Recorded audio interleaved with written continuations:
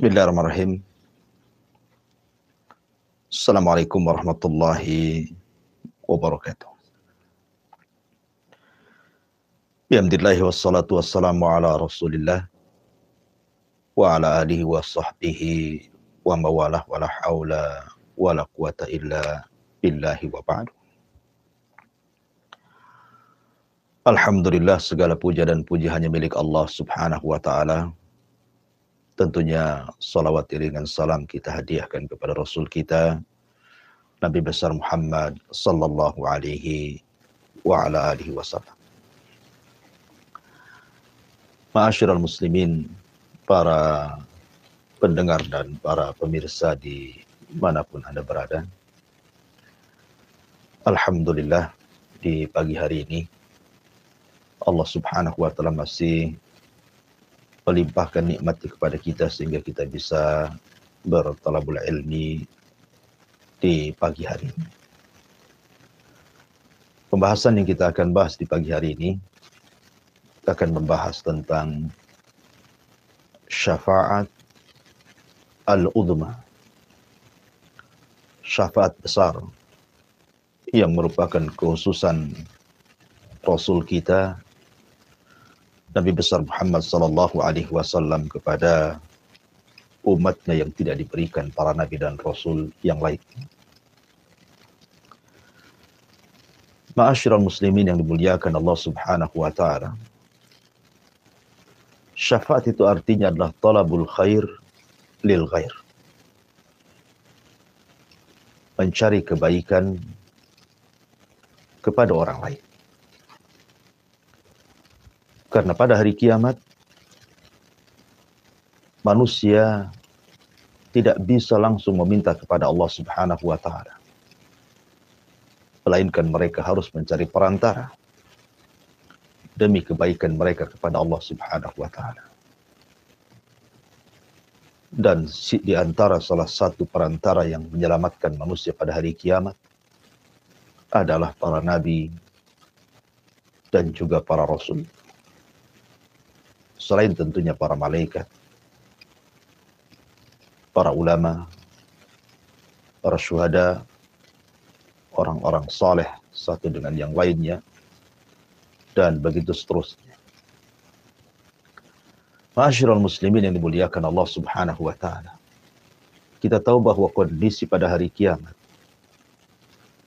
tidak bisa kita bayangkan betapa mengerikan.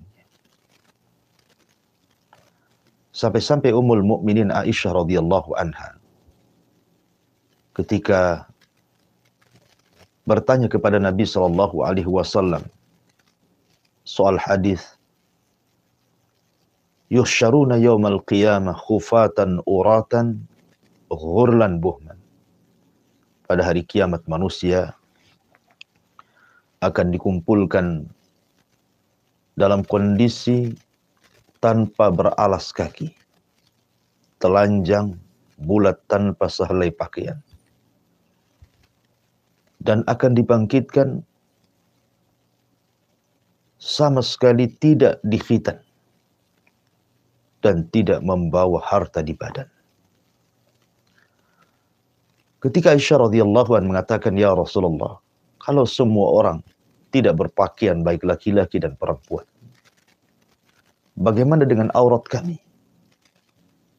Aisyah radhiyallahu anha bertanya soal aurat perempuan, menunjukkan sifat malu yang dimiliki Ummul Mukminin.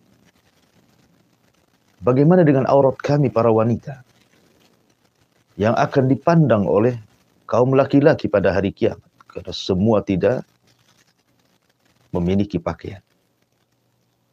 Maka Nabi SAW mengatakan, "Ya Aisyah, perkaranya jauh lebih dahsyat dibandingkan melihat aurat." Ya, karena pada hari kiamat, yauma yafirrul mar'u min akhi wa ummihi wa abi wa sahibatihi wa bani likulli imri'in minhum yauma idzin sya'nun yughni. Di mana manusia akan lari dari saudaranya, lari dari ibu bapaknya, lari dari anak dan pasangan. Masing-masing manusia sibuk dengan sendiri-sendirinya. Begitulah kondisi hari kiamat. Belum lagi Allah Subhanahu wa ta'ala dekatkan matahari di atas kepala satu sehingga keringat bercucuran. Ada yang tenggelam selutut, ada yang tenggelam sepusar, ada yang tenggelam sedada. Bahkan ada yang tenggelam dengan keringat sesuai dengan amalan. Manusia tidak bisa duduk, apalagi berbaring. Manusia hanya bisa berdiri. Yauma yaqumun nas li rabbil alam. Pada hari kiamat manusia hanya berdiri menghadap Rabb mereka dan juga menanti keputusan Allah Subhanahu wa ta'ala. Ma'asyiral muslimin yang dimuliakan Allah Subhanahu wa ta'ala. Ketika itulah manusia diarahkan untuk datang kepada Abul Bashar al-Ula, Nabiullah Adam alaihi salatu wassalam. Kemudian meminta syafaat kepada Adam alaihi salatu wassalam. Dan mengatakan, ya Adam, bukankah engkau bapak manusia? Ishfa' lana ila rabbik. Ala tara ila ma nahnu fi. Wahai Adam, mintakan syafaat untuk kami. Cobalah datang kepada Rabb. Tolong kami. Tidakkah kau iba melihat kondisi kami yang seperti ini? Tapi Adam alaihi salatu wassalam mengatakan, aku tidak bisa. Kan aku pernah melakukan dosa yang membuat Allah murka, yang Allah tidak pernah murka sebelum dan sesudahnya kepada nafsi idhabu ila Ibrahim. Urus diri kalian, urus diri kalian. Sebaiknya kalian bertolak kepada Ibrahim alaihi salatu wassalam. Akhirnya kemudian manusia pun mulai bertolak kepada Nuh. Ya, afwan, sebelum Ibrahim mereka bertolak kepada Nuh alaihi salatu wassalam. Maka mereka pun sama jawaban. Tidak mendapatkan apapun dari Nabi Allah Nuh alaihi salatu wassalam. Kecuali Nuh hanya mengatakan, intalik ila Ibrahim.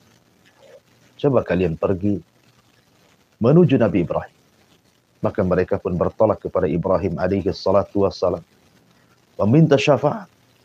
Dan mengatakan, ya Ibrahim, ishfa' lana ila rabbik. Ala tara ila ma nahnu fi.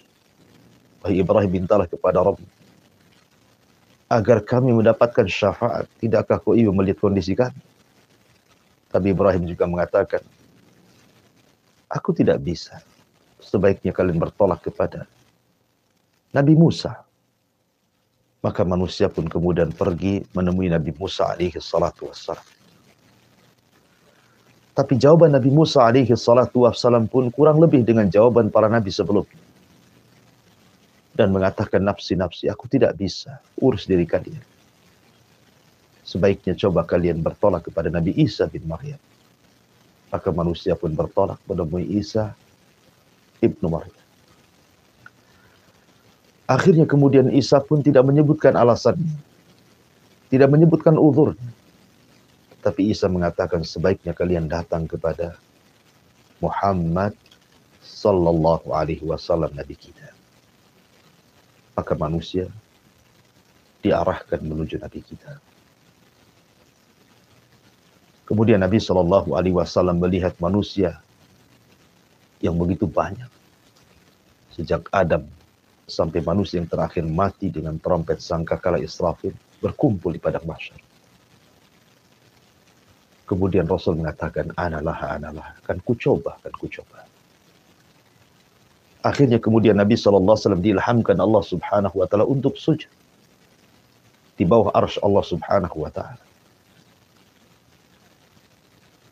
Dengan sujud yang lama sekali. Sampai akhirnya Allah Subhanahu wa ta'ala mengatakan, ya Muhammad, irfa' ra'saka. Angkat kepala. Sal tu'ta. Qul tusbu. Ishfa' tushaffa. Ya Muhammad, minta kau akan diberi. Bicara kau akan didengar.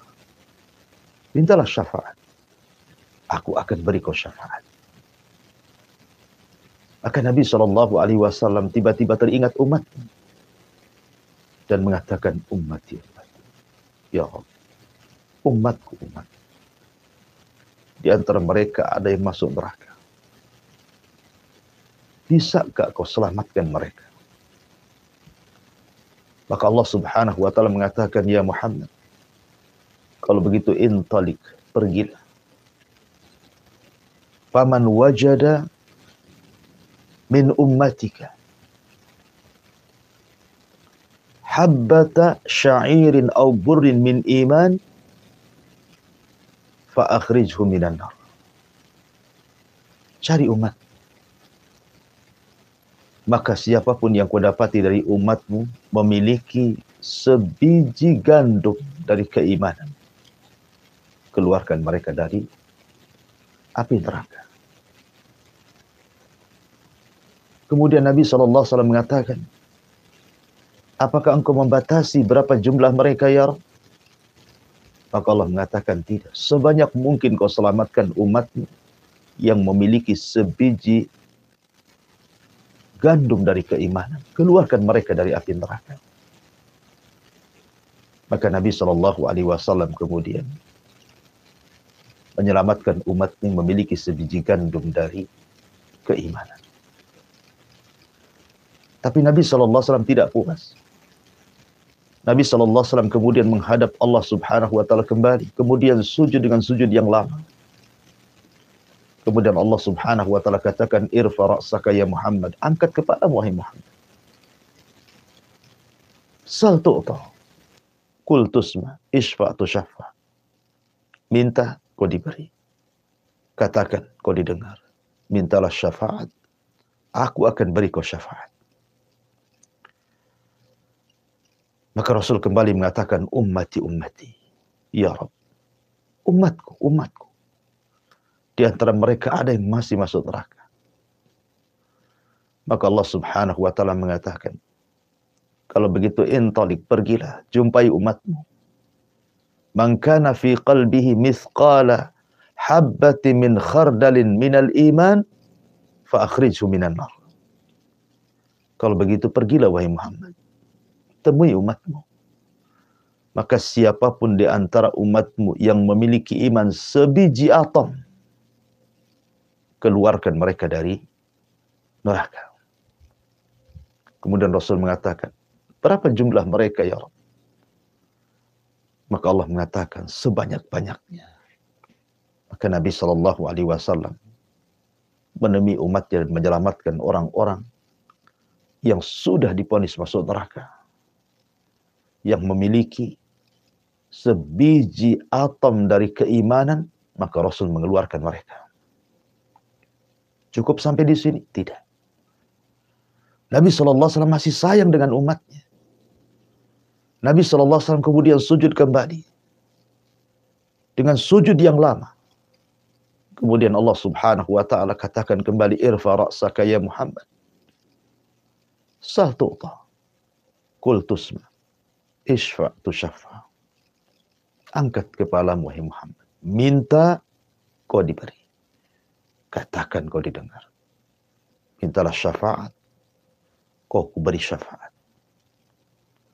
Maka Nabi SAW mengatakan, ummati, ummati ya Rabb. Bagaimana dengan umatku? Bagaimana dengan umatku? Subhanallah.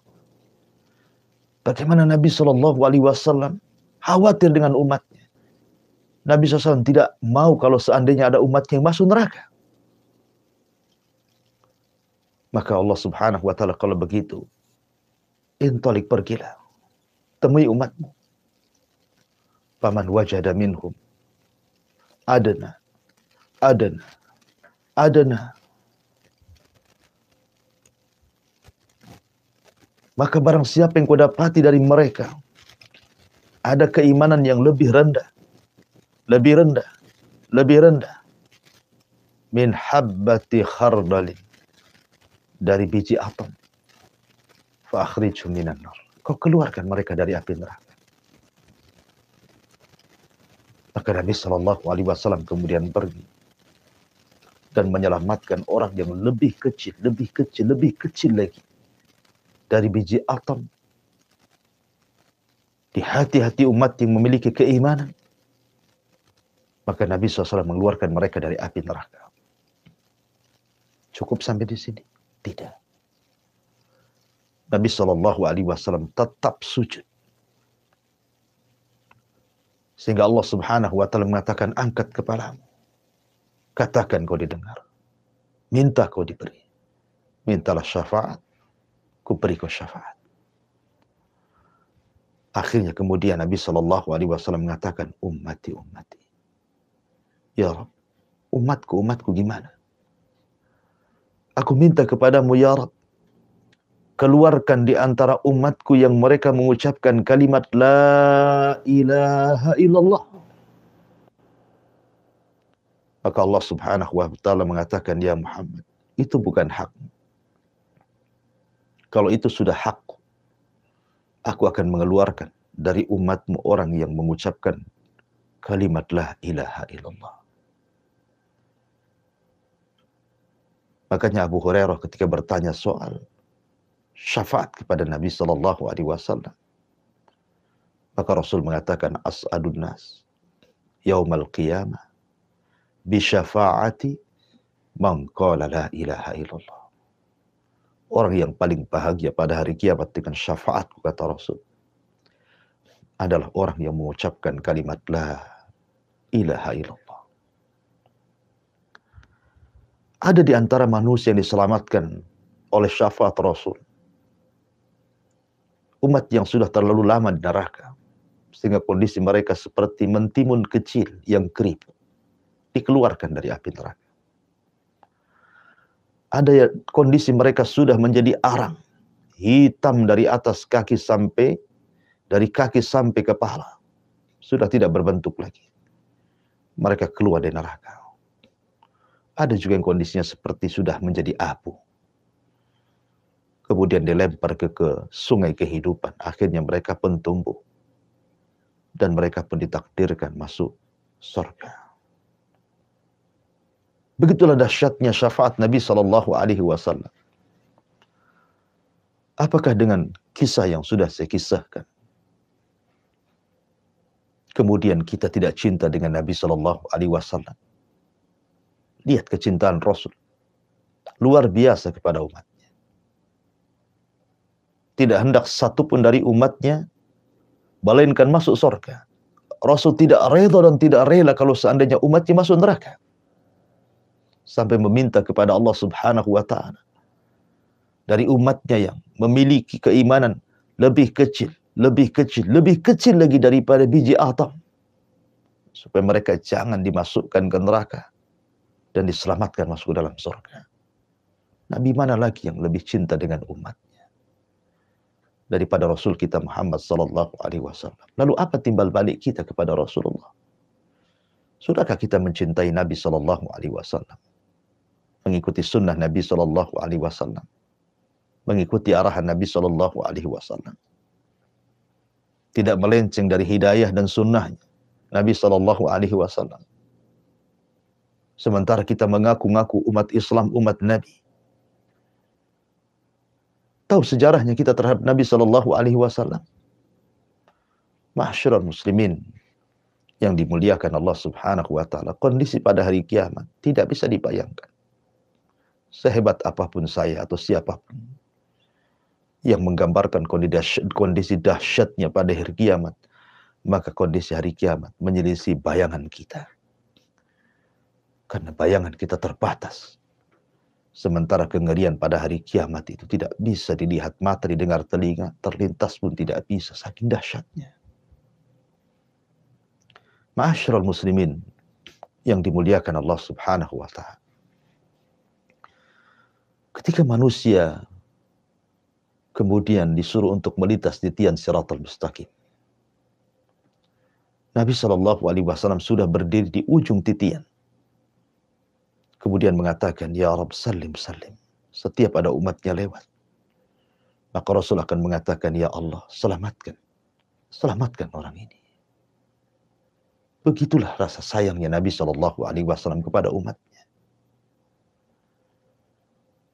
Bahkan selama di dunia, Nabi SAW ketika 3 hari sebelum wafatnya, Dia mengumpulkan istri-istrinya dan minta izin agar tinggal di rumah Ummul Mukminin Aisyah radhiyallahu anha. Dan semua istrinya mengizinkannya. Dipapahlah Rasul oleh Ali radhiyallahu anhu dan juga Abbas. Kemudian Nabi Shallallahu Alaihi Wasallam pun pindah rumah dari rumah Maimunah ke rumah Ummul Mukminin Aisyah radhiyallahu anha.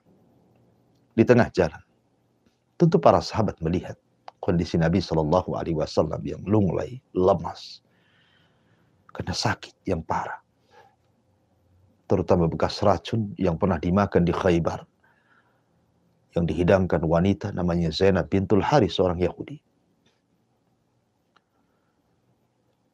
Maka kemudian tersebarlah perkara ini di hadapan para sahabat yang lainnya. Datanglah sahabat dari mana-mana karena khawatir dengan Nabi Shallallahu Alaihi Wasallam. Akhirnya ketika rumah Nabi Shallallahu Alaihi Wasallam, kamar Aisyah maksudnya, Rasul sudah berada di pangkuan Ummul Mukminin Aisyah radhiyallahu anha. Sahabat memenuhi masjid-masjid. Masjid Nabawi penuh dengan para sahabat. Jalan-jalan gang-gang kota Madinah penuh dengan para sahabat karena khawatir kondisi Nabi Shallallahu Alaihi Wasallam.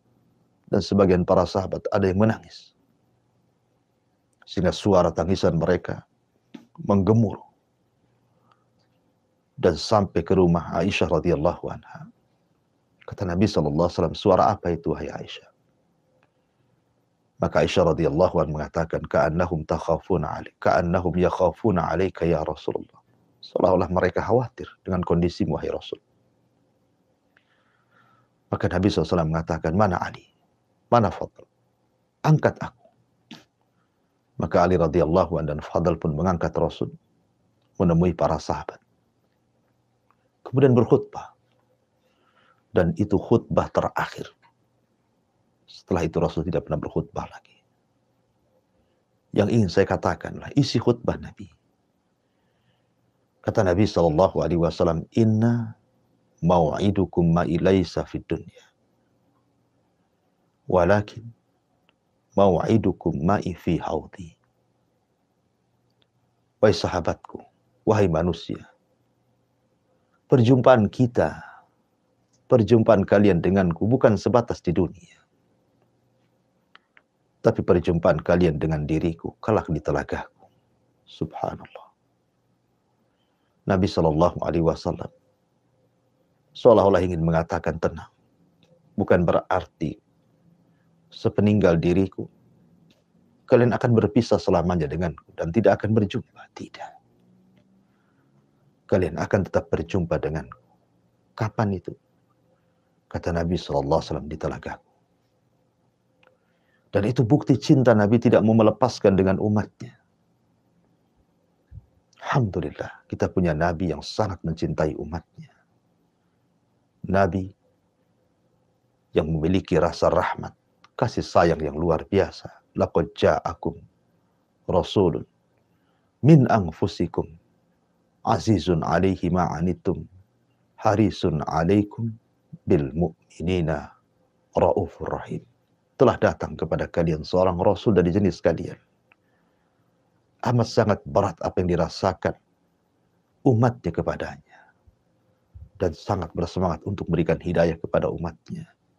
Dan teramat sayang dan kasihan kepada umatnya. Dialah Nabi kita Muhammad sallallahu alaihi wa ala alihi wasallam. Wallahu a'lam bishawab. Ini yang bisa sampaikan, mudah-mudahan ada manfaatnya. Saya kembalikan ke moderator, falyatafaddal mashkura.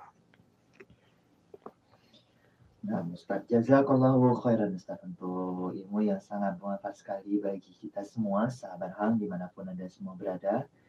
Alhamdulillah telah kita simak majelis taklim kita pada pagi hari ini dengan tajuk mengenai syafaat Nabi oleh guru kita, Al-Ustaz Abu Humairah Hafizahullah Ta'ala.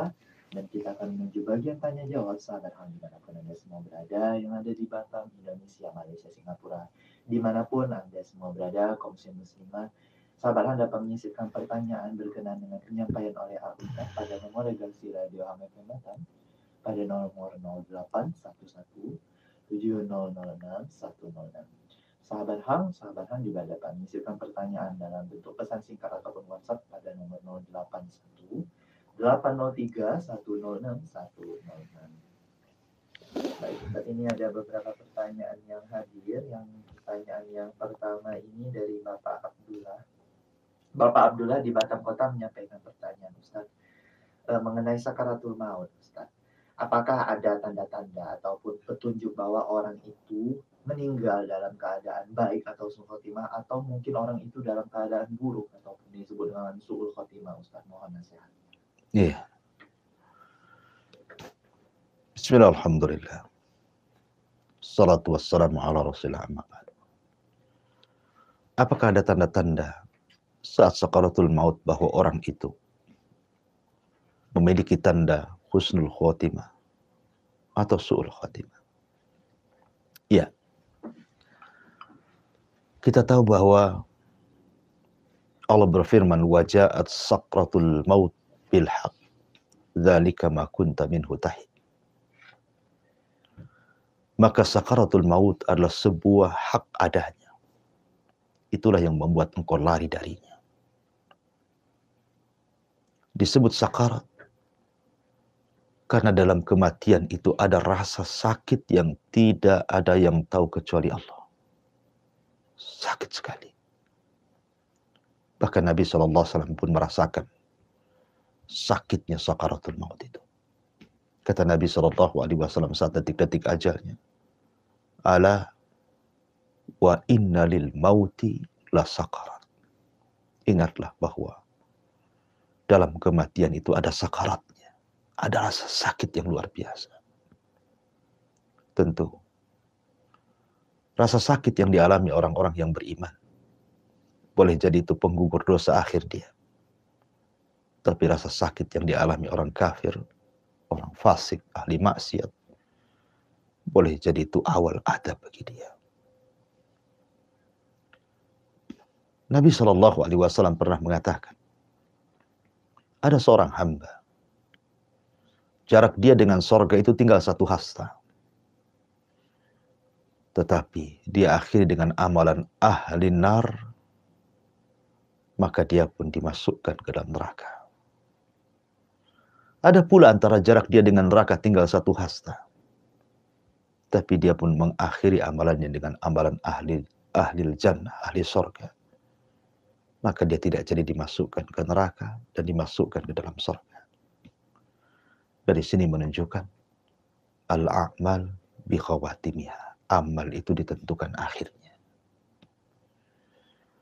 Lalu adakah tanda-tanda? Iya, tentu. Ada tanda-tanda yang dijelaskan Nabi SAW. Ada sebagian ulama mengatakan ketika memberikan catatan kepada wa kashafna anhu ghita'akal yawm fa barsarukal yawmal hadid. Dan kami singkap kegaiban-kegaiban saat sakaratul maut. Sehingga mata bisa memandang. Ada yang mengatakan bahwa manusia saat sakaratul maut diperlihatkan kepadanya malaikat pencatat yang selama ini mencatat dia raqib dan atid.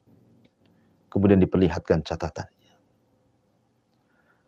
Ketika diperlihatkan catatannya, kalau dia orang yang beriman, dia sangat bahagia walaupun hanya sesaat. Sehingga terkadang diekspresikan dengan tiba-tiba dia mengucapkan kalimat la ilaha illallah. Kemudian dia meninggal. Dan kalau itu yang terjadi, Rasul mengatakan, man kana akhiru kalamihi la ilaha illallah, dakhalal jannah. Maka siapa yang mengakhiri ucapannya dengan kalimat la ilaha illallah, dipastikan masuk surga. Terkadang diekspresikan dengan membaca Al-Quran. Sebagaimana seorang syekh bercerita, ada anak muda yang gemar membaca Al-Quran. Kemudian terjadi kemalangan di jalan. Dia pun masuk ruang ICU rumah sakit. Kemudian detik-detik akhirnya, dia membaca suratul Najm. Wa najmi idha hawa, ma dhalla sahibukum wa ma ghawa. Wa ma yantiqu 'anil hawa in huwa illa wahyun yuha. Ketika selesai membaca ini, dia pun meninggal. Terkadang dia wasiat dengan wasiat kebaikan. Seperti ada seorang perawi hadis, saya lupa namanya. Ketika dia sakaratul maut, anak perempuannya menangis. Kemudian dia mengatakan, "Ya bunayya, wahai anak wanitaku, jangan pernah menangis. Karena ayahmu telah menghatamkan Al-Quran di rumah ini sebanyak 4.000 kali hatam. Tidak perlu menangis." Ataupun mungkin dia tidak bicara, tapi berkeringat dahinya. Berkeringat dahinya padahal di cuaca yang sangat dingin. Dan itu tanda-tanda husnul khatimah. Dan yang lainnya, ataupun seorang mukmin yang Allah pilihkan kematiannya dengan cara tenggelam, dengan cara terkena runtuhan, dengan cara mati syahid, meninggal di tempat ibadah dan saat ibadah. Boleh jadi itu pertanda dia husnul khatimah. Tapi ada juga yang sebaliknya. Ketika ditalkin la ilaha illallah, dia mengatakan kafartu bihadihil kalimah. Aku kufur dengan itu kalimat. La ilaha illallah.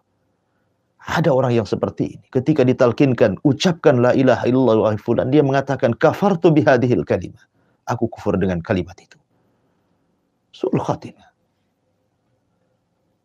Ada yang kemudian mengucapkan kalimat-kalimat yang justru menunjukkan maksiatnya. Seperti ada seorang laki-laki anak muda yang gemar berzina. Ketika ditalkinkan kul ya fulan la ilaha illallah, justru yang keluar dari mulutnya disebutkan satu persatu wanita yang pernah dizinahinya, dan yang terakhir dia sebut kemudian dia mati. Na'udzubillah. Ada juga kemudian menyebutkan soal perniagaannya, soal maksiatnya. Atau mungkin dia meninggal saat maksiat, saat minum khamr, saat meninggalkan sholat, di tempat-tempat maksiat. Maka itu juga boleh jadi mungkin tanda yang zahir bahwa orang ini su'ul khatimah. Tapi yang jelas bahwa kita berdoa kepada Allah Subhanahu wa ta'ala agar kita ditutup dengan penutup yang terbaik, husnul khatimah. Wallahu a'lam. Insyaallah. Nah, Ustaz, jazakallahu khairan Ustaz untuk nasihatnya, untuk menjawab pertanyaan dari Bapak Abdullah di Batam Kota. Insyaallah jadi yang bermanfaat bagi kita semua. Kita lanjutkan lagi Ustaz. Ada Bapak Imron ya di Singapura. Pertanyaan dari Bapak Imron, Ustaz, lalu bagaimana bentuk cinta kita kepada Nabi dan kepada sahabatnya dan kepada keluarga-keluarganya yang harusnya kita lakukan di zaman sekarang ini, Ustaz? Iya. Bismillahirrahmanirrahim. Bagaimana bentuk kecintaan kita kepada Rasul, keluarga dan sahabatnya? Secara ringkas, kecintaan kepada Nabi SAW tidak bisa diucap dengan kata-kata saja, tidak. Tetapi kecintaan kepada Rasul harus tertanam dan terhujam dalam hati, diucapkan lewat kata-kata, dan dilakukan dengan perbuatan. Abu Thalib, orang yang sangat cinta dengan Rasul, tetapi tidak menjamin dia masuk surga. Dia pun masuk neraka. Kenapa? Karena kecintaan hanya kecintaan tabiat, keluarga dengan keluarganya. Abu Thalib tidak mengucapkan kalimat la ilaha illallah Muhammadur Rasulullah, dan tidak mau mengerjakan amalan Islam. Artinya kalau hanya kecintaan secara hati tabiat saja, tidak ada gunanya kecintaan itu. Atau sebaliknya, nampaknya saja dia cinta. Lisannya boleh jadi mungkin menampakkan kecintaan dan juga perbuatannya. Tapi hatinya tidak ada kecintaan sedikit pun. Seperti orang munafik. Abdullah bin Ubay bin Salul tokoh munafik Madinah. Lisannya mengucapkan 2 kalimat syahadat. Badannya mengikuti syariat Islam. Tapi hatinya sangat membenci Nabi SAW. Allah turunkan kepadanya, Innal munafiqina fi darkil asfali minan nar. Orang munafik itu diletakkan di intip neraka yang paling dalam. Lalu apa gunanya? Lalu kecintaan yang seperti apa yang hakikat? Kecintaan seperti Abu Bakar, Umar, Utsman, Ali, dan seluruh para sahabat yang menggabungkan hati, lisan, dan juga perbuatan. Kalau kita cinta dengan Nabi SAW, sebut namanya. Berbanyak sholawat. Kalau cinta kita dengan Nabi SAW, ikuti sunnahnya. Jangan sunnah yang lainnya. Kalau cinta dengan Nabi SAW, pelajari sirahnya. Pelajari biografinya. Kenali orangnya. Supaya kita lebih cinta lagi. Kalau Anda cinta kepada Nabi SAW, jangan pernah ibadah kecuali dengan menggunakan syariatnya. Karena dia orang yang paling paham dengan Allah. Dan kita tidak paham. Maka kalau kita ingin meraih kecintaan kepada Allah, cintai Allah. Sebagaimana Rasul mencintai Allah. Ikuti Rasul. Benarkan ucapannya. Jangan pernah mendustakan. Ikuti perintahnya. Jauhi larangannya. Itulah bentuk kecintaan kita kepada Nabi SAW secara global. Adapun kecintaan kepada para sahabat, sama. Jangan mencaci mereka. Karena mencaci para sahabat itu bisa kufur. Kemudian contoh mereka. Tashabbahu bil kiram. Kalau kita bertashabbuh, mengikuti, menyerupai orang mulia, maka kita akan jadi mulia. Karena sahabat sudah berjasa kepada kita. Kalaulah bukan karena Allah kemudian mereka, tentu kita tidak akan mengenal Islam. Maka pelajari biografinya, sejarah mereka. Karena bagaimanapun sejarah itu junud mi junudillah, tentara daripada tentara Allah. Bisa membuat kita menangis, bisa kita membuat kita semangat beribadah, bisa kita membuat semangat untuk sholat, puasa, zakat, haji, dan begitu seterusnya. Pelajari sirah mereka. Wallahu a'lam. Nah, Ustaz, jazakallahu khairan Ustaz. Terima kasih untuk pencerahannya Ustaz, untuk pertanyaan Bapak Imam di Singapura. Mungkin satu pertanyaan terakhir Ustaz yang hadir pada pagi hari ini. Ada Bapak Marwan di Bekasi Ustaz. Bapak Marwan bertanya, Ustaz, mengenai ayat ataupun surah Al-Yawma akmaltu lakum dinakum dan seterusnya itu Ustaz, yang mengenai ayat terakhir yang diturunkan oleh Allah kepada Rasulullah. Apakah makna sempurna dari agama Islam yang terkandung dalam ayat itu? Ya, alhamdulillah.